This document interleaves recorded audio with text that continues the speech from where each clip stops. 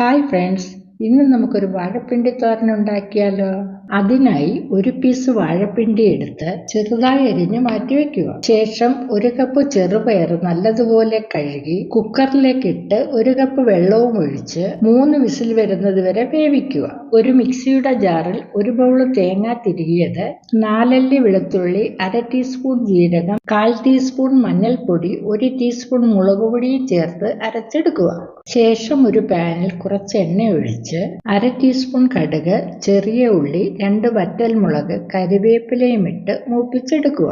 മൂപ്പിച്ച ശേഷം ചെറുതായി അരിഞ്ഞു വെച്ചിരിക്കുന്ന വാഴപ്പിണ്ടി അതിലേക്കിട്ട് 1/2 ടീസ്പൂൺ ഉപ്പ്, 1/2 കപ്പ് വെള്ളവും കൂടി ചേർത്ത് അടച്ചു വെച്ച് 10 മിനിറ്റ് വേവിക്കുക.